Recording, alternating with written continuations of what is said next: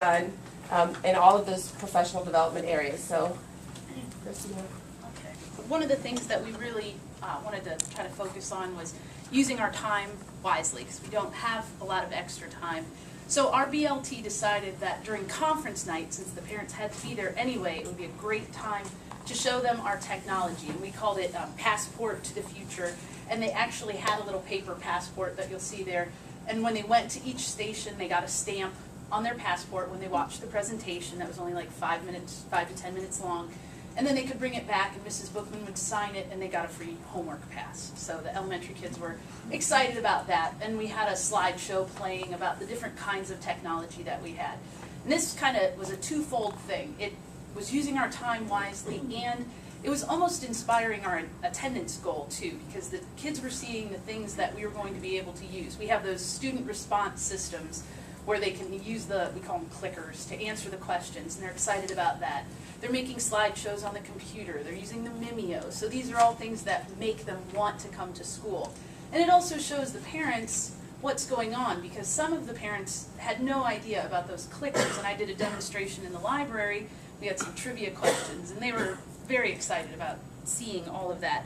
And our BLT thought that it was successful, and that was during our spring conference night. So we didn't have all the parents coming, but we did have people who came who didn't have a conference because they wanted to see the technology things. So it was a good way to get the parents to come in, good PR, and a good use of our time. So.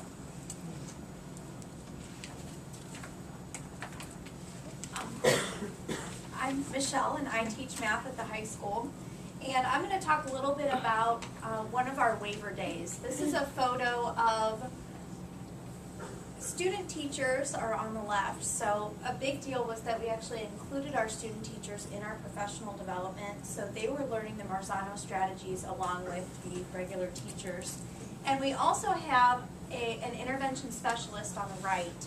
And in the past in our district, intervention specialists were usually pulled out of waiver days to go and get updates on special ed law and so forth. So it was very good that we made it a very good goal to have them included in learning everything that the regular ed teachers were learning as well. And you'll also see an English person up there. So we've got some math people, some English people, and a special ed person all working together during our book study. So this was done on a waiver day, and I believe we were working on cooperative learning strategies. So it was really nice to unite everyone with a common goal and have everyone getting the same instruction. Okay, we have a video here we'll show in just a moment, but this is a direct result of our non-linguistic training that we had at our last waiver day. And I happened to be sitting next to the teacher when we were shown a video of the same strategy you're going to see here, and she immediately thought, well, I could take that back and use it in my classroom. And the idea here is they're looking at genetic engineering. So she asked the students a variety of questions for them to gauge how do they feel about genetic engineering, whether parents should be able to choose the sex of their child, what role should a doctor have in genetic engineering school, let it play.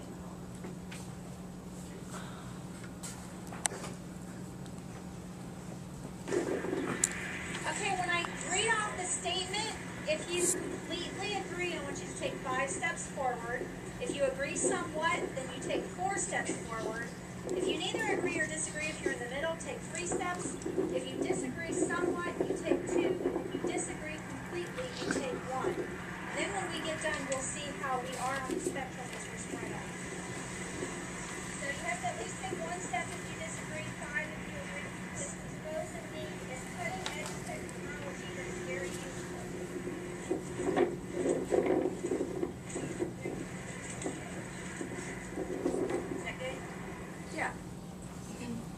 From this, though, what the students were able to do, because it is a science classroom, they were able to go back to the room, and she plotted out where they were at, and they started to talk about in terms of, are you more conservative, are you moderate, are you more of a liberal, and the kids were very, very interested in it, and she was very thrilled with it, so it's exciting.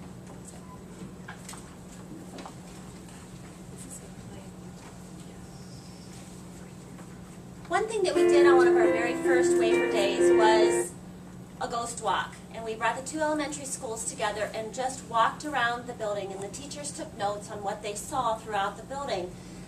This generated great conversation amongst all of the staff. We had just started the Marzano study, so it was very nice to be able to see some of those strategies being implemented throughout the school building. It was also very inspiring to the teachers because they picked up a lot of great ideas and then wanted to say, why don't you come to our building so we can show you what we've been doing? And it kind of created a little bit of friendly, I don't want to say competition, but in a way competition. We're doing that good stuff too, and we like to share that. And these are just some examples of some of the stuff. Early on here was in art class, the comparing and contrasting that was going on. And every teacher in the building is using these strategies to reinforce the learning of the students. This is some note-taking strategies that they're showing there. Lots of different things that they have really grasped onto. And you'll see that the bulletin boards and the things like the display that the students are using to learn to us have become so much more. They're not the paper pencil or the worksheet. So they've done a lot of great things with that.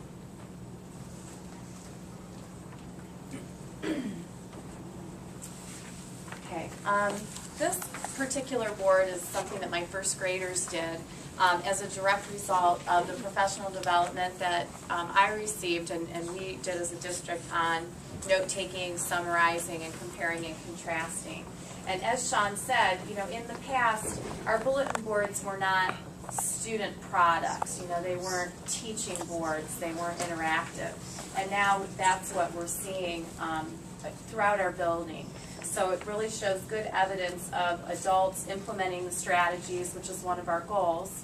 So we want to see adult implementation of those things, and we want to be able to know that the students, through that project-based work, are able to tell what they've been working on, why they've been working on it, and what the process was that they went through in order to do that.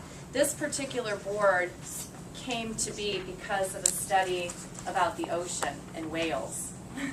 And then we were talking about mammals and comparing mammals to fish, and then we started it on the rainforest, and then we talked again about mammals and fish, and then the kids wanted to know about birds, and so we were comparing. You can see the compare and contrast of mammals and birds, and then they wanted to learn about more birds, so they did their own research in cooperative groups, which was another strategy that we had just learned in our professional development.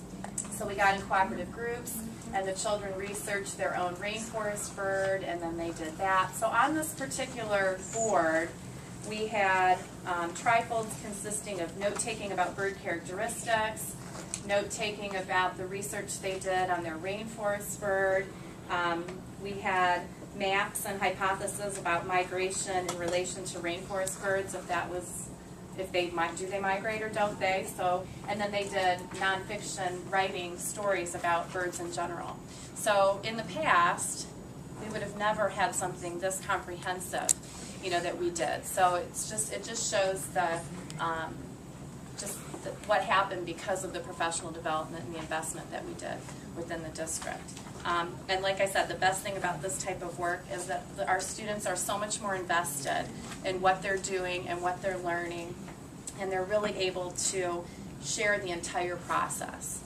If one of my 6-year-olds sat with their bird foldable, which we have some examples of up here somewhere if you want to take a look at it. Oh, okay. They could tell you exactly what they did and how they did it and why they did it and what they learned, and they can't wait to take them home. So it just kind of shows the excitement, too, that's going on in our buildings with learning in new ways. So. And I think if you guys recall that we're on the DLT, when the meeting that Patty brought this to us to share what they had done in first grade, and it was so exciting because how long have you been teaching, Patty?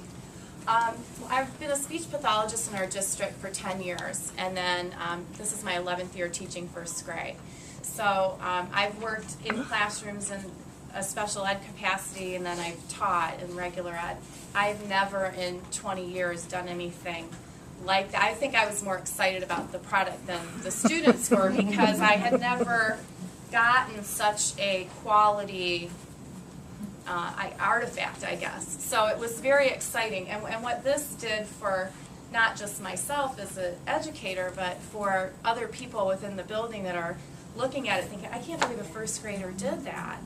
And the only thing that we did together were the flaps on the left side with bird characteristics. We did that together as a class.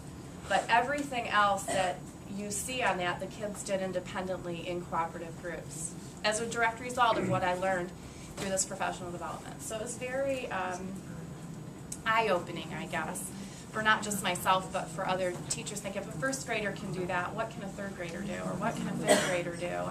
And like Bethany said, I think it really pushes us to think in different ways about how we instruct and what we have children do and how they do it. So I think in our district, that's the sense of things now. You know, I feel like people are thinking about how can we do this differently to make it more meaningful. So I really do feel like there's been a shift in thinking across the entire district on what's meaningful and what will work, and not just doing what we've always done in the past. So that's why. And we go to those meetings, and people walk out of our DLT meetings, which are typically a day long, sometimes half a day, and you're kind of alternately overwhelmed with all the work you have yet to do, and inspired by all the things that the teachers bring, and we walk out saying these are the best days we have. You know, we do a lot of stuff in between, but these are the best days where we get to see the great things that people are starting to think about in their classrooms.